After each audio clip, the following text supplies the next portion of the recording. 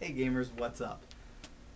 Today I would like to wish a very, very happy birthday to a very, very special game console.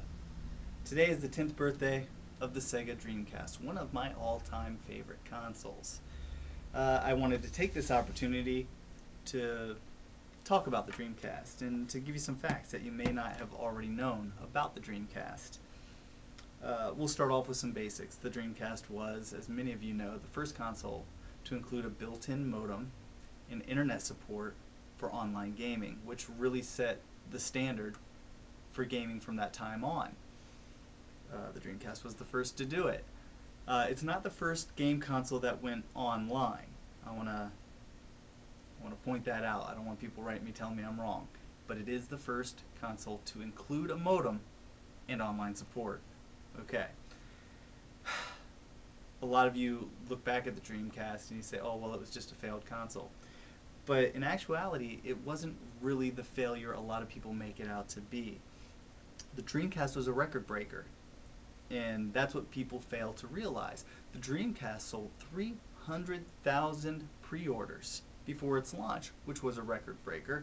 And on day one, its hardware and software sales reached over $98.4 million. It sold on day one 225,132 units. That's a record-breaking console. Within 4 days, it sold 372,000 units, and within 2 weeks, it sold 500,000 units. The Dreamcast was very successful upon launch. A lot of that had to do with the games that came out for it. I remember I stood in line, I waited for mine, I got in, I grabbed my Dreamcast with, I believe it was Power Stone, Hydro Thunder, and Sonic Adventure. And I played for weeks. I was completely content. They were phenomenal. It had a great launch. And it continued to see fantastic titles released throughout its lifespan.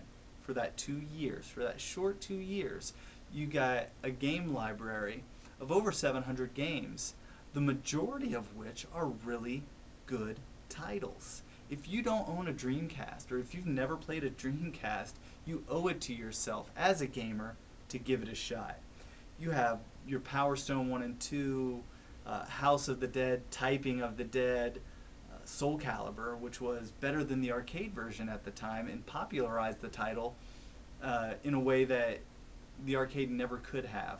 It was a better looking game, it played better, it had extra features. Soul Calibur on the Dreamcast was just phenomenal. Sonic Adventure 1 and 2 were outstanding. Sword of the Berserk is one of my personal favorites. Seaman is probably one of the most interesting games I've ever played. Capcom fighters in general were outstanding on the system. You have your RPGs, Evolution, Skies of Arcadia, and my personal all-time favorite Dreamcast title, Shenmue, which for its time was groundbreaking. The game didn't do all that well. There's a huge underground movement for a Shenmue 3, but what can you do? Shenmue 1 on the Dreamcast, fantastic title, and if you've never played it, give it a shot. And then try out Shenmue 2 on the original Xbox, because it really is an incredible game, both of them. What else do we want to talk about? The demise of the Dreamcast. A lot of people say, oh, well, it was the PS2 killed the Dreamcast. It's partially true. I mean, of course the PS2 had something to do with it, but if you look back through gaming history, consoles don't kill consoles. Consoles defeat consoles. Last gen, we had a console, the PS2, sell 150 million units, but the Xbox and the GameCube, they didn't die. They just failed to achieve the numbers. The Dreamcast was a profitable system. So what could really kill it? What could make it stop selling?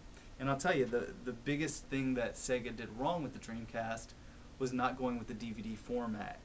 Not specifically for disc size or for DVD playback capabilities, which would have been added bonuses to the Dreamcast, but because I think it was the GD-ROM they used, was inferior to the DVD.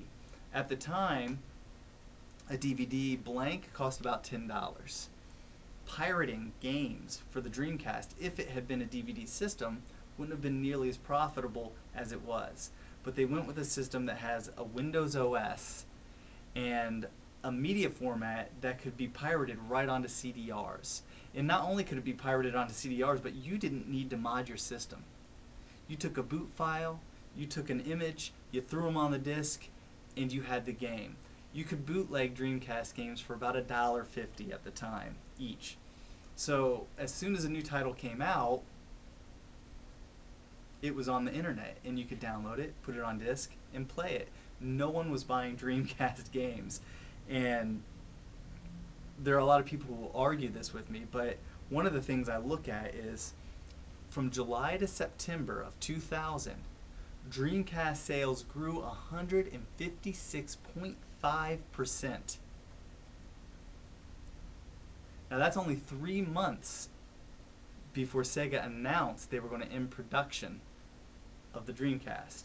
3 months. They announced the end of production in January of 2001.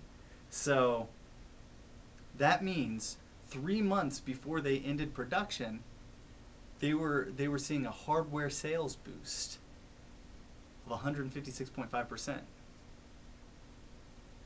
A system that sells that well doesn't, in production, it doesn't fail. It may not sell as much as the next guy, but it doesn't kill the console. And I think that's something that a lot of people don't consider when they consider the Dreamcast's demise. I think really a lot of that had to do with the piracy. And sure, some of it had to do with the PS2. Everyone wanted a DVD player in 2000. I mean, that was the cool new thing to have. But was it enough to actually kill the system? And I don't think it was.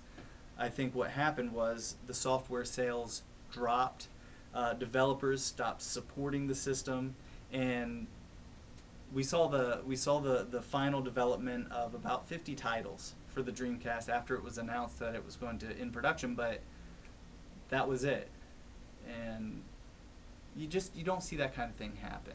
I mean, Sega never won a generation of gaming. They never had the most sales, but they always profited. And the Dreamcast was a profitable system, so there was no reason to cease production on it outside of the fact that it lost all of its support. And software is really where the money is for the hardware developers. So that's my take on the Dreamcast and how it failed. Like I say, if you haven't played one, play it, buy one, add it to your collection, and you'll really appreciate the gameplay experience you get out of the Dreamcast.